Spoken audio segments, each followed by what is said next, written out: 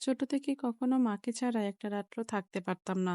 অনেক ছোট থাকতেই মা দেখতাম যখনই মামা বাড়ি যেত আমাদেরকে সাথে নিয়ে যেত বা দেখা যেত যে গেলে ১ রাতের বেশি ২ রাতও থাকতো না। একবার এমন হয়েছিল মা তার চোখের অপারেশন করার জন্য আমাদের ভোলা থেকে বরিশালে গেছিল। তো বাবাকে সাথে নিয়ে সাথে ছিল আমারই মামা।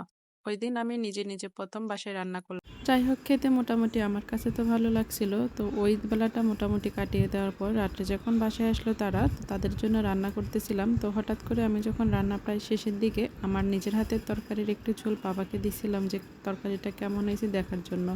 তো বাবা বলল যে মোটামুটি ভালো হয়েছে, তবে তরকারিটা আরেকটু সময় চুলায় রাখা লাগবে। আমি বাবাকে জিজ্ঞাসা করছিলাম যে কেন? আমি তো দেখতেছি যে তরকারি সব কিছু হয়ে গেল, ঝোলটাও ফুটে উঠল। বাবা আমাকে তখন একটা জিনিস শিখাইয়া দিল যে তরকারিটা হয়েছে কিনা বা ঝোলটা ঠিকমতো হয়েছে কিনা সেটা বোঝার একটা উপায়। সেটা হলো যে তরকারিতে যখন যে পটগুলো উঠে মানে তরকারিটা যখন ফুটে ওঠে সেগুলো যখন ঘন এবং ছোট আকারে হবে তাইলেই নাকি বোঝা যাবে যে তরকারিটা ভালো মতো হয়ে গেছে, তখন এই তরকারিটা নামিয়ে ফেলা লাগবে। তো আজকে আমি বাসায় রান্না করতেছি এখানে রুই। ভাবলাম আপনাদের সাথে গল্পটাও শেয়ার করি, সাথে রান্নাটাও। প্রথমে আমি মাছের মাথাগুলোকে ভালো করে ভেজে নিলাম আর এখন মাছের টুকরাগুলোকে ভালো করে একটু উল্টে পাল্টে তারপর ভেজে নিব। মাছ ভাজার আগে আমি এখানে লবণ, হলুদ আর মরিচ দিয়ে এগুলোকে মেখে রাখলাম। মরিচের গুঁড়াটা দিলে মাছটা নাকি ভাজার সময় ভাঙে না। এটা আমি মার কাছ থেকে শিখছিলাম। এই তো মাছগুলো ভাজা হয়ে গেল, এখন এগুলোকে নামিয়ে নিব। আমি আজকে এগুলোকে রান্না করব আলু আর ডাঁটা দিয়ে।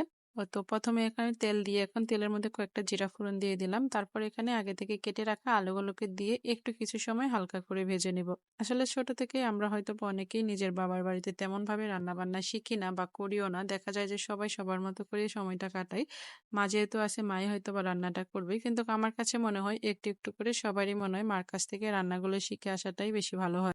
তার থেকেও সবচাইতে বেশি কষ্ট হয় যখন আমরা বাড়ি ছেড়ে দূরে কোথাও চলে যাই, সেখানে মা-বাবা কেউই থাকে না। নিজের রান্না নিজেকে করে খেতে হয়। দেখা যায় যে রান্নার পাশাপাশি সব কাজে নিজেকে করা লাগে। এজন্য যদি ছোটবেলা থেকে একটু একটু করে সব কাজ নিজে থেকে শিখে নেওয়া যায়, তাহলে মনে হয় পরে দূরে কোথাও গেলে ওই কষ্টটা আর ওইভাবে হয় না।